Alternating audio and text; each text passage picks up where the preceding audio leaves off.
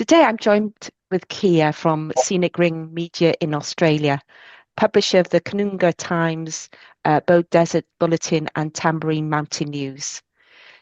Keer is deeply passionate about local communities and the role newspapers play within them.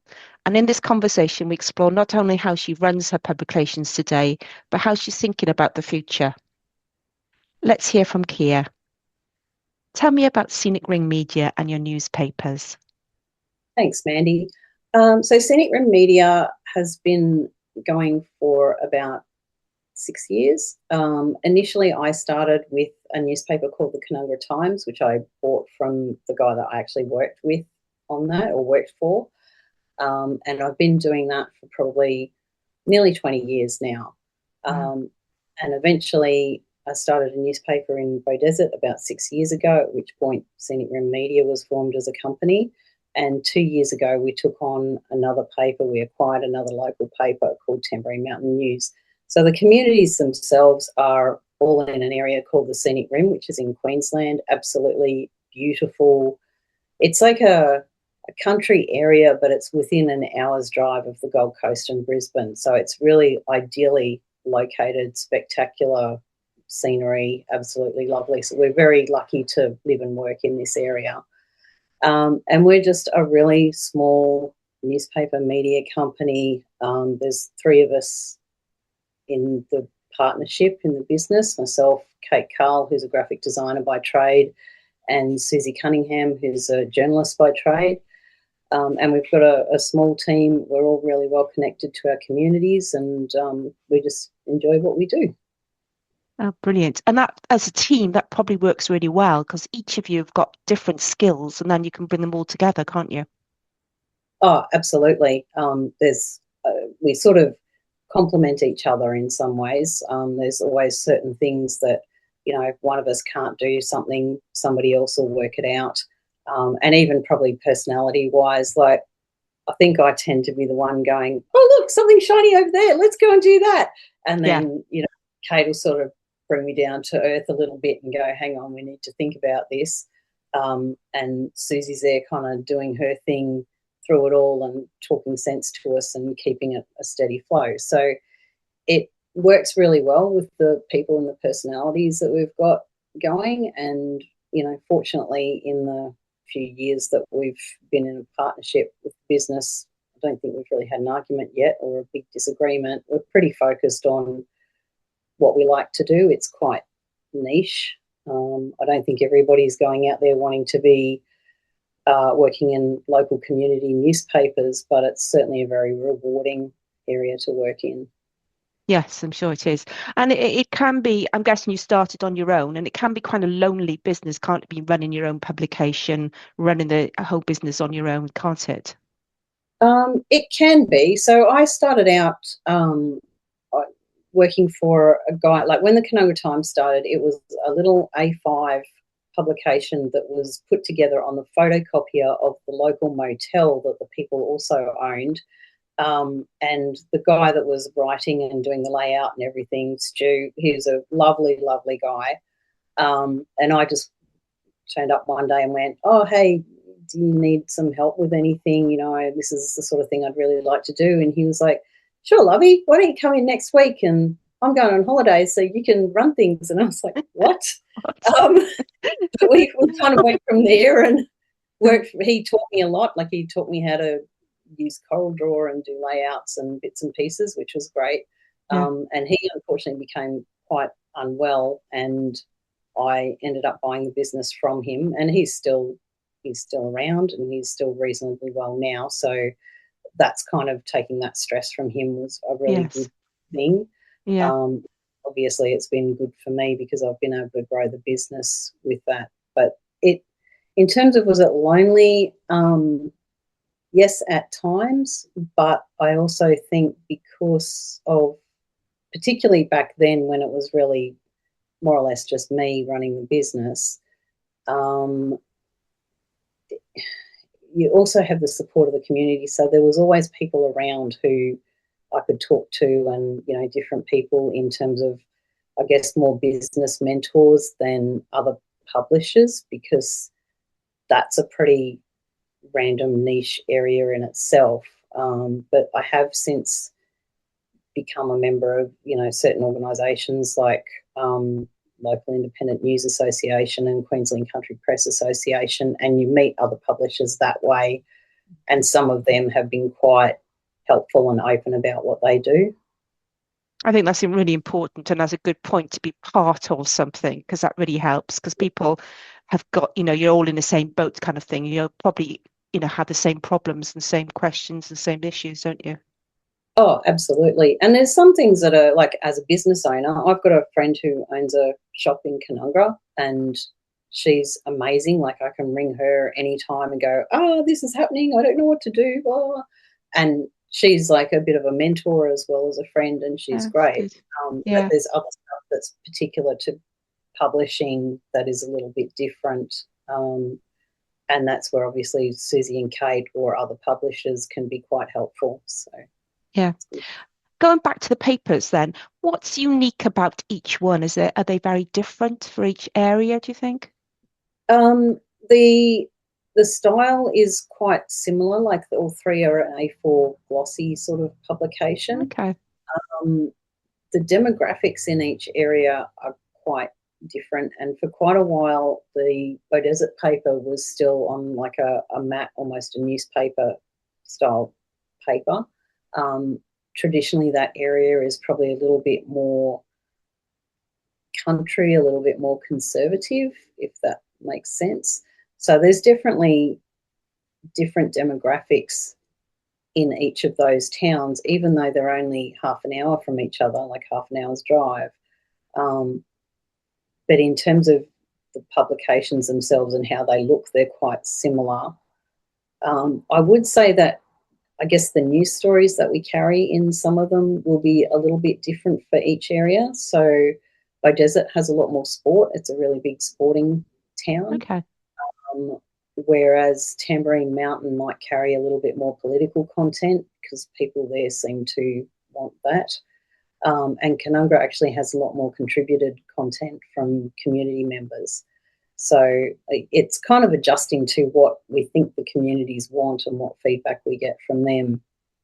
Yeah, and what role do you think those papers do have in those towns? Imagine you just touched on that. One is like more sporty, one is more political, and one's obviously a community that want to contribute a lot to the paper. Yeah, I think the community connection that a local newspaper can provide is really important. We're covering stories that no big news outlet is going to find or cover generally. You're finding really random sort of things because you're part of the community. Yeah. And I think that's really important. I think the fact that we can foster a sense of pride in those communities as well is quite important. And, there's the other side of the coin where you're holding authorities to account and questioning what local government or other organisations might be doing. And that's also important. But I really think the community connection and even recording the history of those places is very important to people. Absolutely. Do you get much feedback from readers? Oh, yeah. Yeah, they hopefully all positive. Yeah, and for the most part it is positive, but if we make a mistake, someone will ring me for sure. Like if we have a typo in the paper, I can guarantee you I will get at least 3 phone calls because my phone number's there everywhere. And they're like, oh, I'm just letting you know, blah, blah, blah. But also because we're quite closely bound to those communities, people will often just say, oh, I read blah, blah, blah in the paper. That was good. Oh, I read this. And I think I always get a little bit almost surprised. I don't know why, but when people make a comment about my editorial that I write and they say, oh, your editorial was really good. And I'm thinking, what did I write this time? I don't remember. But obviously we're hitting home with things for different people, and a lot of our articles go up on our Facebook page and people will comment on those. So we get feedback that way. But honestly, a lot of it is just living in those communities and walking down the street or having a coffee at a cafe and someone will come over and go, oh, read that story in your paper. I really like that. That was really good. You should do something about this. And that's how we get. our news, really. Yeah. And how do you go into editorial and commercial? How do you balance that? Because you want to make the business viable as well, the paper Oh, viable. absolutely. We have a bit of a spreadsheet, I suppose, with trigger points for, when we get this much in advertising, we can go up to this many pages in the paper. And then we have a list of a news list, basically, of what we need and all that sort of stuff. So there is a bit of a formula to it. Okay. It can be a little bit tricky because often, like our deadline's on a Friday afternoon, we might not know what advertising we've got till 12 o'clock Friday, and sometimes we Gosh. won't Tuesday, so it can be pretty tight. Mm. But we're very, very fortunate that a lot of our advertisers are quite loyal and have a good plan in place as well for their marketing. So they've planned out what they're doing over the year, and we'll have bookings in for the next 12 months for them. So it sounds like it could be a lot worse than it is in terms of planning, but we often are pretty aware of where we're going to be. Okay. And what systems do you use to help that planning? Well, the main system that we're using now is MagManager. Okay. Prior to MagManager, we used a spreadsheet, which I looked back and looked at not long ago because we were doing this podcast. I'm like, oh, I should check that spreadsheet. And I just went, oh, how did we do that? How did we do that? I don't know. And so MagManager's been very helpful, and we actually have a document in, like a shared document in Google Docs that our journos can access and update and keep pretty much up to date anyway, Yeah. for keeping track of the news list. And then publication-wise, we use InDesign to do our layouts and everything. So Okay. between that, it seems to work pretty well. And then I think accounting site wise, you use QuickBooks then with MagManager? Yeah, we use QuickBooks, yeah, and that Yeah. seems to be integrating quite well with MagManager Yeah. now. So does that help you all stay more organized so you can see everything that's kind of going on? Yeah, absolutely. Yeah, it does. We're obviously able to keep track of our finances, our profit and loss each month, Yeah.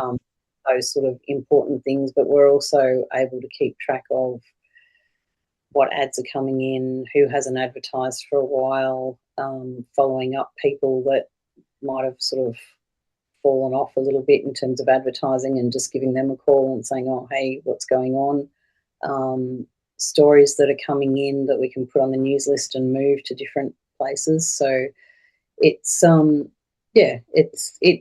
it works. We've kind of got a system that seems to work at the moment. That's brilliant. That's brilliant.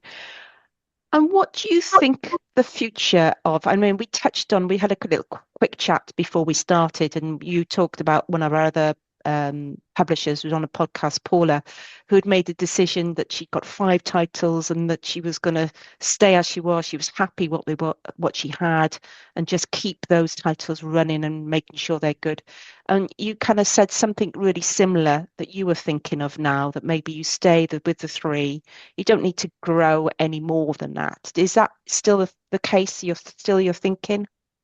I think so. Today it is. I tend to be someone really excited about new projects, so it's hard sometimes for me to stay on track with a particular thing. But I watched that podcast, and when Paula said that, it was like a light bulb moment for me, and I went, that's what we should be doing. Let's just look after our babies and let them grow and nurture them, and not be going to find the next shiny thing out there, because I do tend to be a bit like, well, where's an opportunity? We don't want to miss an opportunity. But I also think for pretty much all of us that are even working in the business, having that connection with your community is really important. And the further that you get, or the further that I get from that, the bigger you get, the harder it is to have that. And the further away you are, it all starts to fall over a little bit. And I wouldn't like to see that happen. Like, it hasn't happened to us yet. We're still quite small. But I think when you get really big media organisations, it's not so much about the community and telling the stories of your community. It becomes about other thing. So for me, that community connection is really important.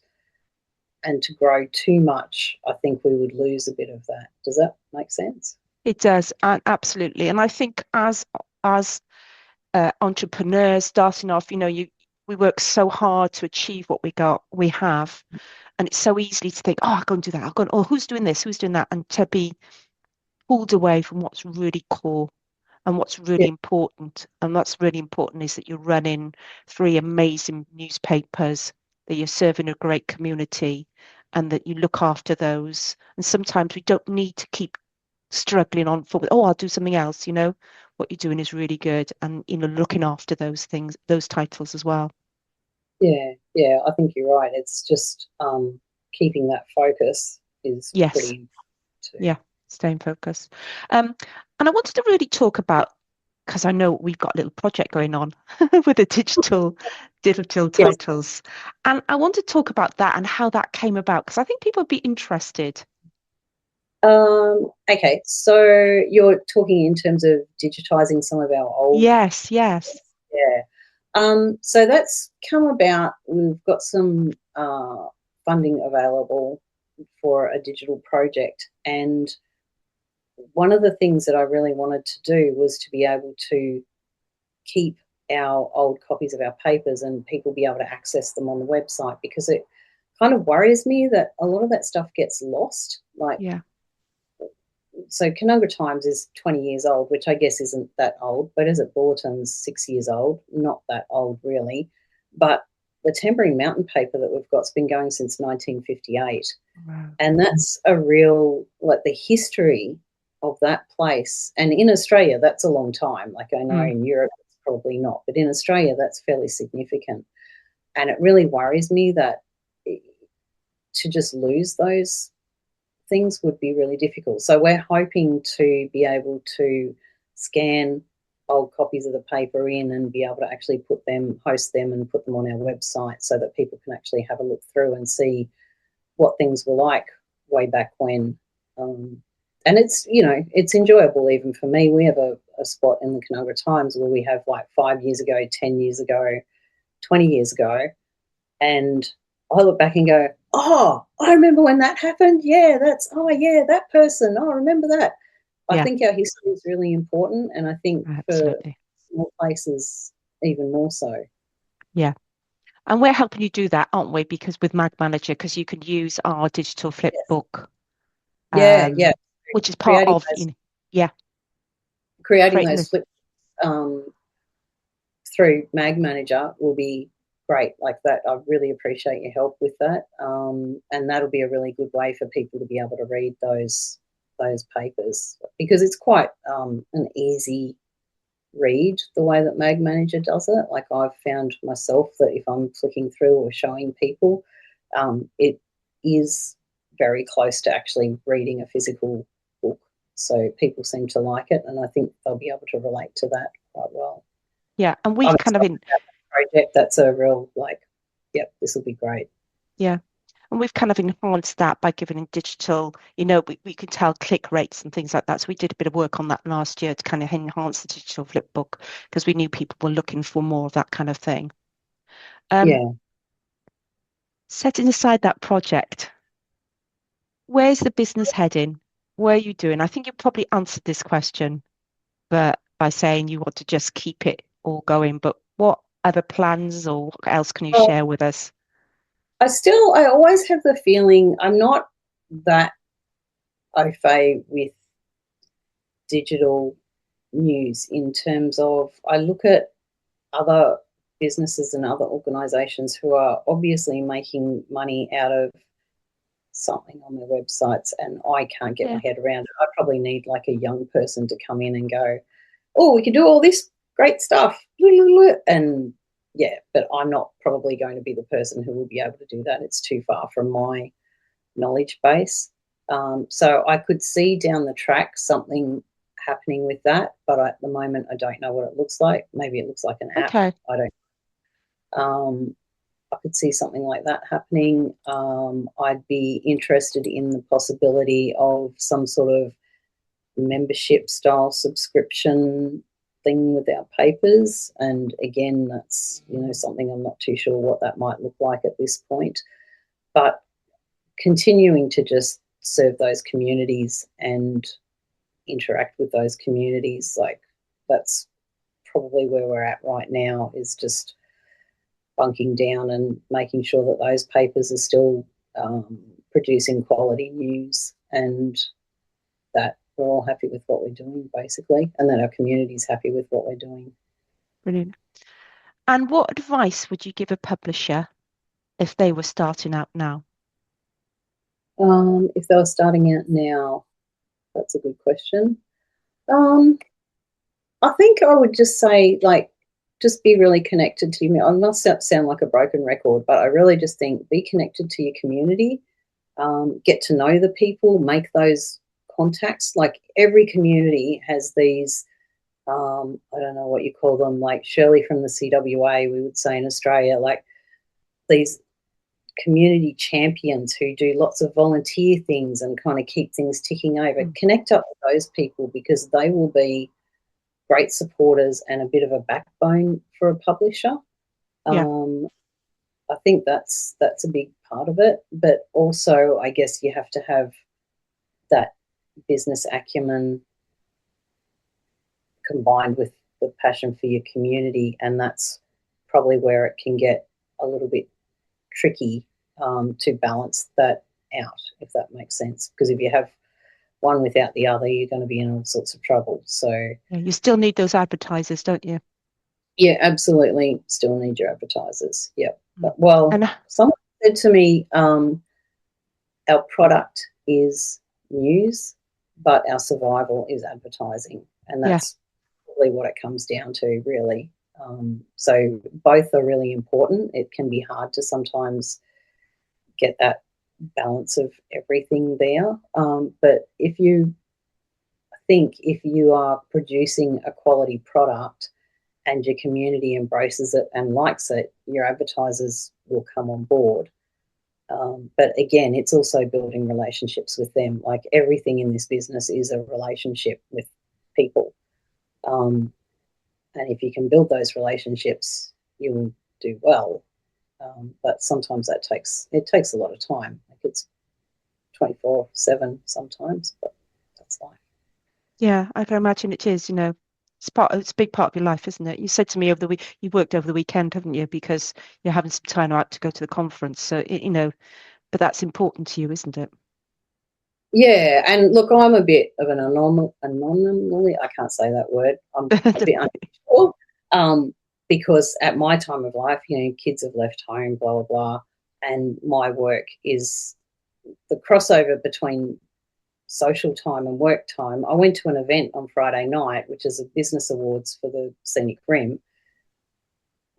90% of the people in that room I would count as friends, but I'm taking photos and covering it for the paper. So you're sort of socialising with everybody, but you're also working, and it's like, it's just a big blurred line. So, and a lot of what I do and a lot of what our other journos do as well is the same. Like, when you're working in the community that you live in, sometimes that line's just a bit blurry, and it's a good thing and a bad thing at the same time. It means taking time off can be a little bit difficult, but it also means that what you do is incredibly rewarding.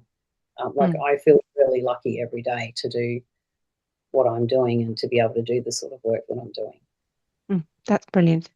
Thanks so much, Keer. It's really insightful to see how you're supporting the communities through your local news and evolving your publications for the future. Thank you so much for your time. No, thank you.